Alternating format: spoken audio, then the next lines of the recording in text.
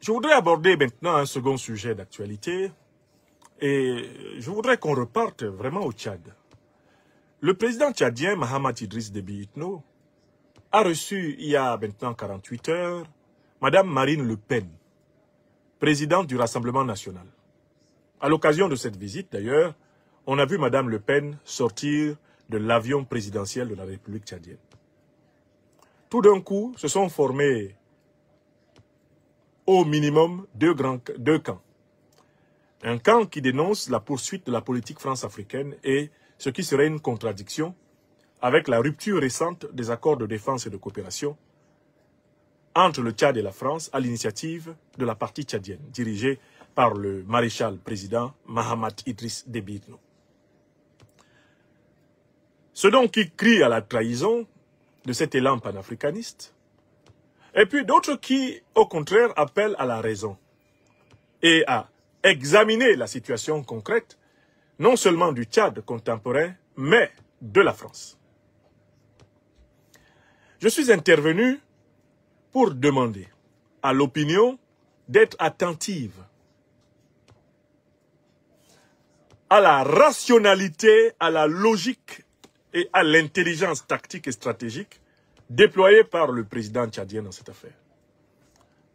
Alors, je connais un certain nombre de papes, d'ayatollahs ou de signeurs de fatwa des réseaux sociaux qui aussitôt se sont précipités pour dire « Ah, voilà, c'est l'homme de Mahamat Kaka. Mahamat Kaka lui donne l'argent. Il a eu l'argent. Voilà, il soutient Kaka. » Non, je soutiens toujours ce que j'estime la vérité. Donc, je vais vous expliquer pourquoi le président tchadien Mahamat Idriss Déby Itno a tout à fait eu raison d'accueillir Madame Le Pen. C'est de la grande diplomatie. Et ça va être bénéfique au Tchad. Je vais l'expliquer. Pour ceux qui veulent comprendre. Pour ceux qui ne veulent pas comprendre, bon, leur place n'est pas dans mes réseaux sociaux. Qu'ils aillent écouter ceux qui leur répètent sans cesse la même chose. Et qui jamais n'affrontent la difficulté du réel. Premièrement, au niveau du Tchad, notamment après l'assassinat de notre frère, regretté, Yaya Djilo Djeroumbéti, le président Mahamat Idriss Déby Itno n'a plus d'adversaire de taille. Il a gagné toutes les élections. D'ailleurs, il a été félicité en cela par celui qui était un temps devenu son principal opposant, Succès Masra, que nous avons utilement appelé échec. Il a réussi à faire de celui qui a été devenu son principal opposant son premier ministre. Il a réussi à l'amener à montrer, par sa propension opportuniste, qu'il n'était pas digne de la confiance du peuple tchadien.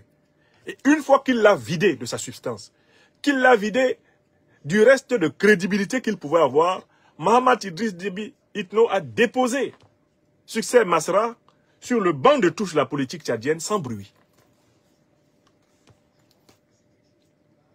Donc, du point de vue de toutes les familles politiques présentes au Tchad, il est désormais le président légal et légitime du Tchad. Cela est sorti de la bouche de Masra Succès lui-même, qui a dit qu'il reconnaissait les élections législatives après avoir boudé la présidentielle qu'il a fini par reconnaître. Mieux, je tiens à vous rappeler que le même monsieur Masra Succès avait prévenu quand il était Premier ministre qu'il avait entièrement confiance en l'organe électoral, qui s'appelle comme de juste au Tchad, l'ANGE, Agence nationale générale des élections. Masra Succès, alors Premier ministre de Mahamat Idriss Déby Itno, nous a dit ici publiquement que lui, il avait entière confiance en l'ANGE. Bon, l'ANGE lui a donc donné le résultat qui dit que il a perdu la présidentielle.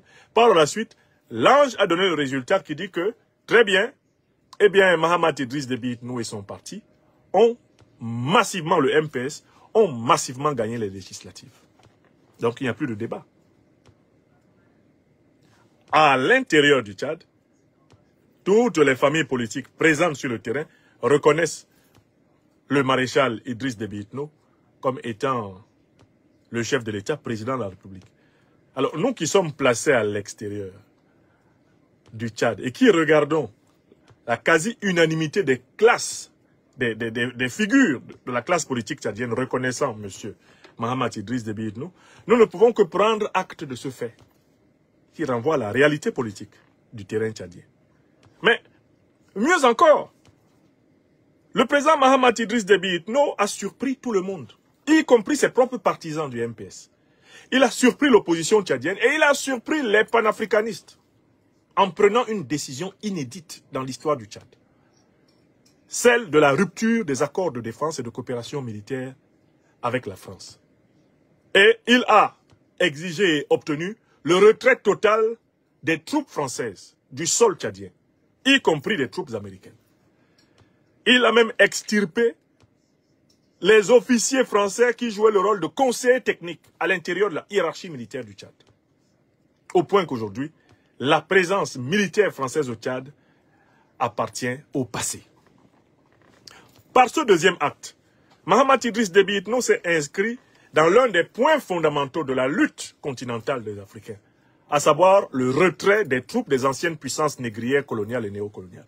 Là encore, cela renvoie à la réalité politique.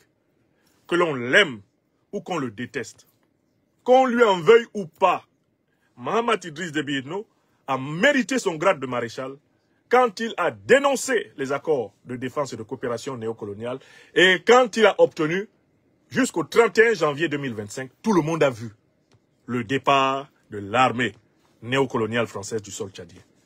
Ça, tout le monde l'a vu. Personne n'a oublié qu'il avait été installé à la tête du Tchad par la dynastie familiale.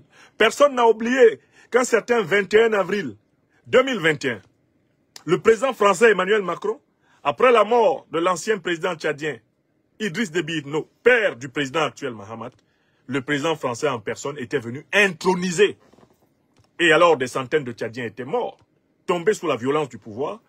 Le président français lui-même était venu introniser l'actuel président tchadien, Mahamat Idriss Déby Itno. Et nous l'avons dénoncé. Et si c'était à refaire, nous dénoncerions encore. Seulement, cette fois-ci, c'est celui qui a été logé qui a délogé celui qui l'a logé. Pourquoi voulez-vous que les Africains crachent sur leur bonheur?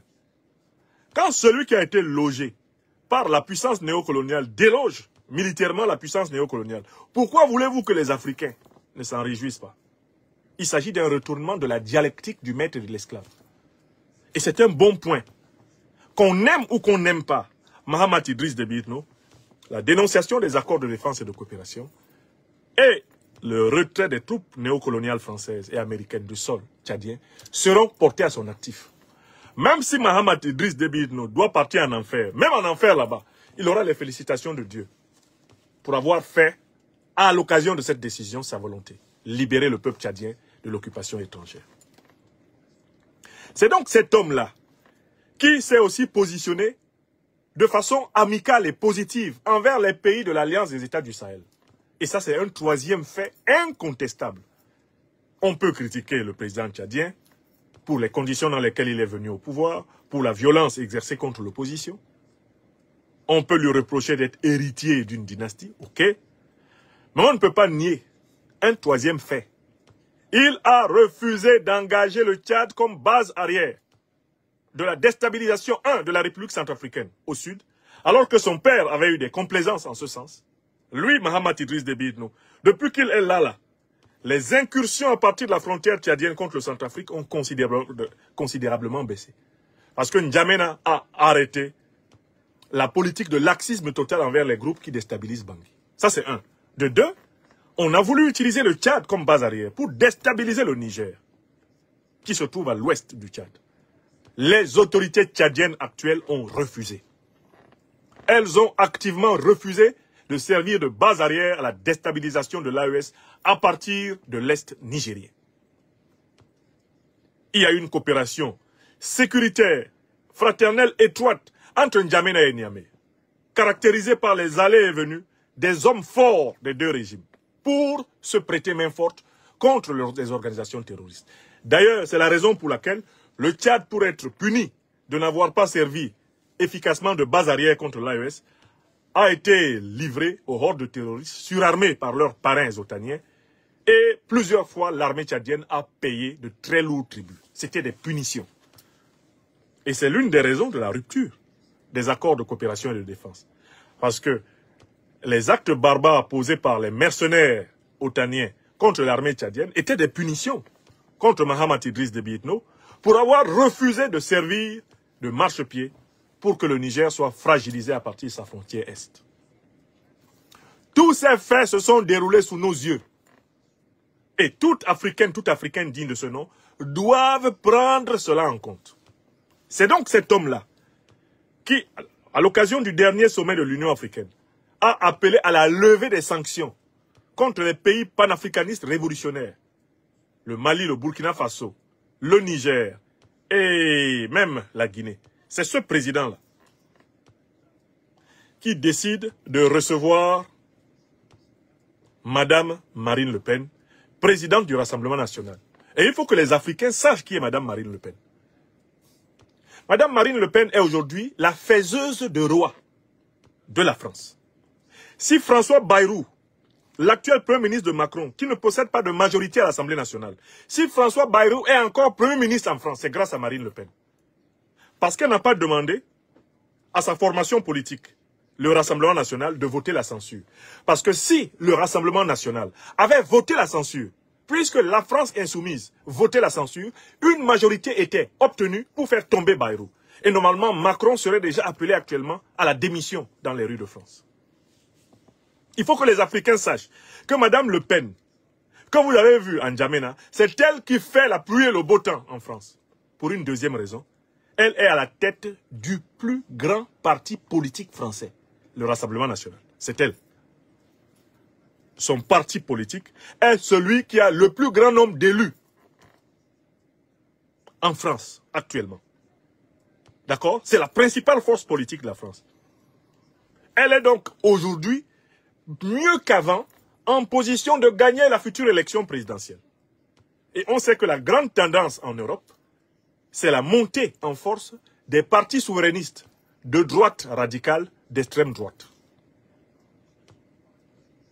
Or, entre-temps, les dernières déclarations publiques du président Mahamat Idriss Déby Itno envers le chef de l'État français étaient des déclarations offensives et même contre-offensives. Après les déclarations dans lesquelles M. Macron disait que l'ingratitude est une maladie non transmissible à l'homme et que les Africains avaient été ingrats, avaient oublié de dire merci. Le président Mahamat Idriss Déby Itno fait partie des chefs d'État africains qui sont sortis en première ligne pour tenser les propos de M. Macron et lui dire que c'est du mépris et que cela ne sera pas accepté. Et que l'Afrique n'en est plus à se laisser essuyer les pieds sur la tête par les dirigeants français.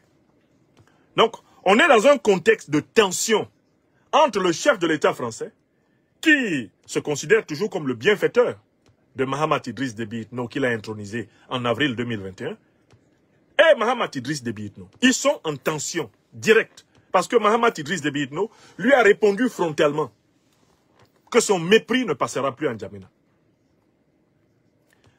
Dans ce contexte, Mahamat Idriss Déby Itno sait qu'il a deux adversités. Il a deux adversités certaines. La première, c'est son opposition. Que ce soit l'opposition civile ou l'opposition armée, dans laquelle il y a beaucoup de gens qui n'ont pas oublié qu'ils peuvent quand même prendre une revanche. Parce que beaucoup de gens lui en veulent pour le sang des leurs qui a été versé. Le président Mahamat Idriss Déby Itno sait qu'il y a des gens qui lui en voudront jusqu'au dernier jour de sa vie à mort pour ce qu'il a fait, lui, pour prendre le pouvoir à leur détriment. Il le sait. Mais depuis qu'il s'est levé et a fait partir l'armée française et l'armée américaine, le monsieur que vous voyez en N'Djamena là, il sait qu'il s'est payé à tout jamais les impérialistes occidentaux comme ennemis. Je vous prie d'écrire ce que je vous dis. Kadhafi est arrivé au pouvoir en 69 en chassant le roi Idriss Ier.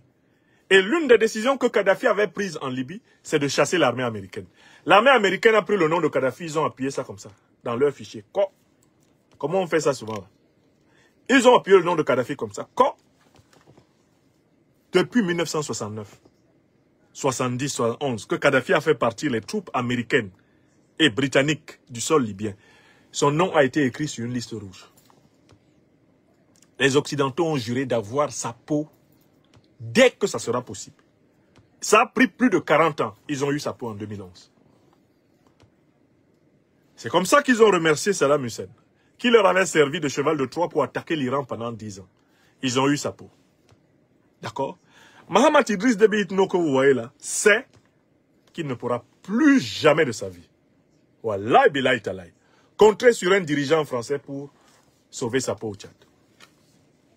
Il le sait. Et c'est parce qu'il le sait qu'il a tenu un langage de vérité en partant du principe que cabri mort n'a pas peur de couteau. Du point de vue diplomatique, recevoir comme il l'a reçu Mme Marine Le Pen, c'était en réalité une manière de répondre à M. Macron pour lui dire qu'il conservait sa posture souverainiste et indépendante envers la diplomatie française actuelle, envers le régime français. En recevant Mme Le Pen, ce n'est pas à Mme Le Pen que s'adresse le message de Mahamat Idriss Déby Itno. C'est une réponse à Macron. Mahamat Idriss Déby Itno dit, in fine à Macron, je parle en France avec qui je veux, je parle en Afrique avec qui je veux, je parle dans le monde avec qui je veux. Mieux, je donne même mon avion à qui je veux en France. Et je ne m'en remets pas à l'Élysée. Faites tout ce que vous voulez, moi aussi je ferai tout ce que je veux. En réalité, du point de vue diplomatique, c'est un acte de défiance. C'est un acte de défiance qui est comparable à celui de Zelensky quand il y avait la campagne présidentielle aux États-Unis. Zelensky s'est levé pour aller soutenir la candidature de Biden. Il vient en visite aux États-Unis, il entre dans la campagne pour soutenir la candidature de la candidate de Biden, Kamala Harris. Les gens de Trump ont écrit ça et ils ont plié un doigt. Donc, très clairement, Mahamat Idriss Déby Itno dit au président Macron que lui, il ne compte pas sur l'amitié, la bienveillance et la gentillesse du président Macron.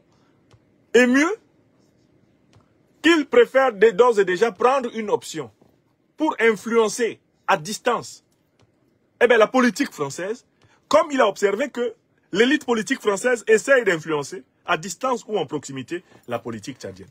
Parce qu'en fait, qui a essayé de porter à bout de bras Masra pour l'opposer à Mahamat Kaka, fragiliser Mahamat Kaka afin de contrôler les deux et de contrôler le Tchad? Mais c'est la diplomatie de la France-Afrique. D'accord? Comme vous manipulez les opposants tchadiens contre moi, moi aussi je peux manipuler les opposants français contre vous. C'est un échange de bons procédés.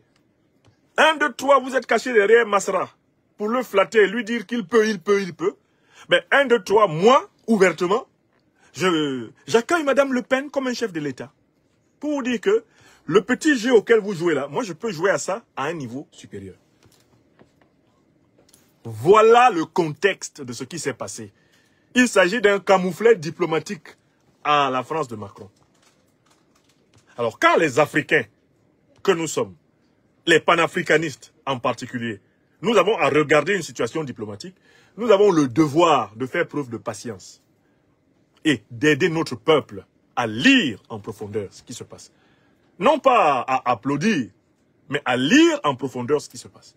Moi, c'est parce que je me suis appliqué à une lecture en profondeur que j'ai compris que la réception de Le Pen était un camouflet à Macron. Qui plus est, je suis allé lire les commentaires de la galaxie macronienne après la réception de Marine Le Pen. Mais le message est passé ici 5 sur 5. Ils disent que c'est un pied de nez de Mahamat Idriss Déby Itno à leur patron. Les macroniens sont furax. Ils sont rouges de colère. Ils jurent leur grand Dieu que Mahamat Idriss Déby Itno va leur payer ça.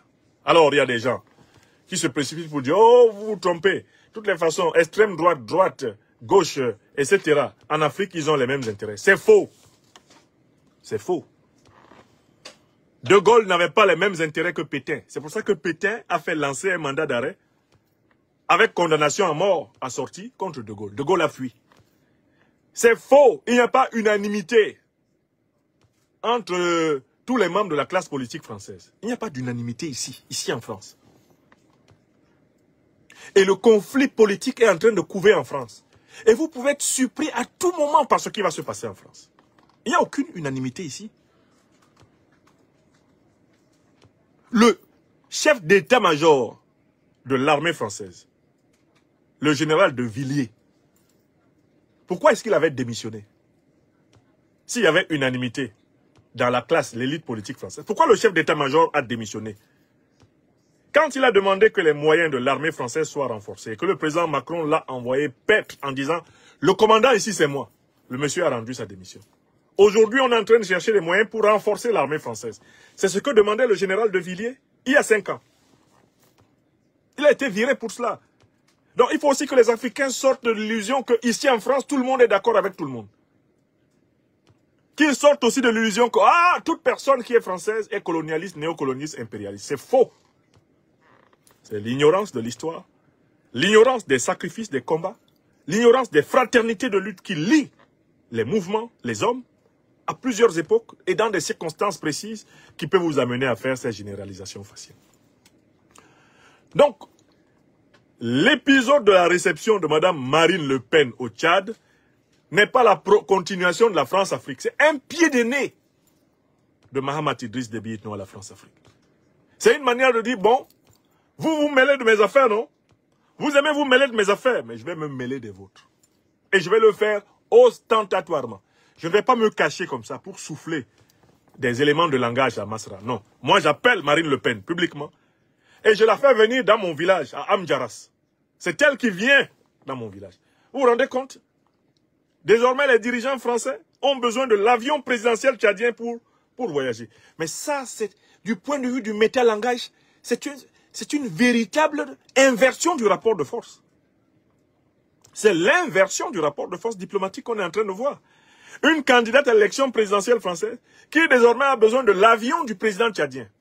Si la France était dans ce consensus auquel vous pensez, si la France était dans cette bonne entente, si Mme Le Pen, qui est faiseuse de roi à Paris, était en odeur de sainteté à l'Élysée, en tant que principale opposante de France, ce serait élégant de la part de la République française de lui affréter un petit avion. Elle est dans la situation de chef de l'opposition, pratiquement. Et de principal partenaire du pouvoir. Normalement, la République devrait même lui donner un avion. Mais on est en train de la poursuivre ici. Elle a un procès qui lui pend au nez.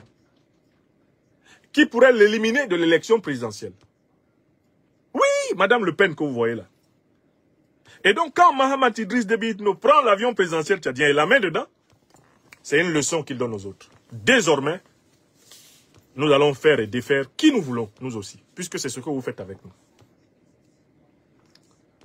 Vous vous ingérez, nous nous ingérons. Vous voulez influencer notre vie politique, nous allons influencer la vôtre. C'est ça le message. Et les Africains devraient faire l'effort de s'élever à ce niveau. Je ne suis pas en train de dire que le président Mahamat Idriss Déby Itno serait devenu tout d'un coup un super panafricaniste révolutionnaire. Non, pas du tout. Il est en train d'aller vers le panafricanisme parce que c'est la condition de sa survie personnelle, de la survie politique du régime tchadien. C'est la condition même de la survie du peuple tchadien. Tout peuple africain qui ne va pas vers le panafricanisme est en train d'aller vers son autodestruction. La voie, le chemin de la révolution panafricaine, c'est notre salut commun. Bâtir des républiques qui nous mettent à l'abri du mépris et de la domination.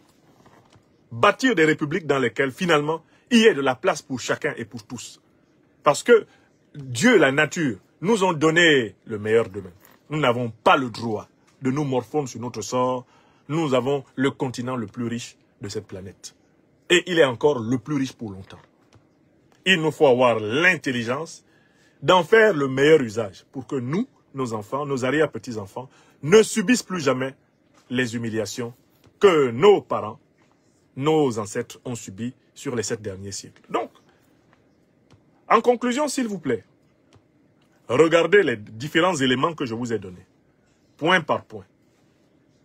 Et vous verrez que, dans cette affaire, c'est le Tchad qui a remporté, en réalité, une paire de manches diplomatiques. L'usage que le président tchadien a fait des moyens de l'État tchadien est avantageux pour la diplomatie tchadienne. Il positionne le Tchad comme désormais capable d'influencer l'avenir politique en France. C'est le message qu'il voulait passer. C'est le message qu'il voulait passer. Veuillez tout simplement vous abonner et activer la cloche de notification pour ne rien rater. Retrouvez KDV Africa sur YouTube, Facebook, TikTok.